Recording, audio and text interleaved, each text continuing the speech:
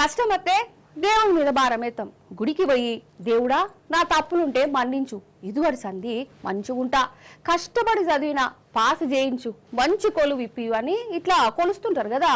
కానీ ఒక పిల్లగాడు ఉన్నాడులా డైరెక్ట్ దేవునితోని అగ్రిమెంట్ చేసుకున్నాడు. మరి ఆ దేవునికి ఆ పిల్లగానికి నడుమ నడిచిన అగ్రిమెంట్ ఏంటి కథ అరుచుకుందాం రా. నిజంగా ఈ కాలం పిల్లగాళ్ళు ఎట్లున్నారంటే రామచంద్ర డైరెక్ట్ దేవునితోనే బేరం ఆడుతుర్రోల్లా. అంతెందుకు ఇగో ఈ లెటర్ చూడు. ఒక ఆంధ్ర పిల్లగాడు దేవునికే లెటర్ రాసి హుండిలేసిండు. ఏమని రాసిండో చూడుర్రి. కనుతుందా? నేను చదువుతా షార్ట్ కట్లా.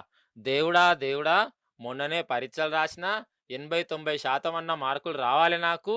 ఇక కొలువు గురించి అంటావా? ఉత్తపచ్చి కొలువు కాదు, ఏడాదికి 20 లక్షల రూపాయల జీతం వచ్చే కొలువు వచ్చేటట్టు చూడు సామి. అగరసే 20 లక్షల జీతం ఇచ్చే కొలువు గనుక నువ్వు ఇప్పిస్తే నేను నీకు అభిషేకం చేయిస్తా, కొత్త బట్టలు పెడతా అని డైరెక్ట్ అగ్రిమెంటే చేసుకున్నాడు. ఇక చెప్పు కథ ఎట్లున్నదో. అంటే ఈ పోరం దగ్గర ముసుగుల గుద్దులాటలు ఏం లేవన్నట్టు. డైరెక్ట్ ఫేస్ టు ఫేస్ అన్నట్టే. నువ్వు నాకు ఇది ఇస్తే నేను నీకు అది ఇస్తా, అంతే అన్నట్టు. భలే పోరడు పటు. అయితే మొన్న శివరాత్రి నాడు ఈ లెటర్ రాసి హుండీలేసిండట. ఇక హుండీ లెక్క పెడుతుంటే ఈ లెటర్ బయటపడ్డది. ఇప్పిత్తడో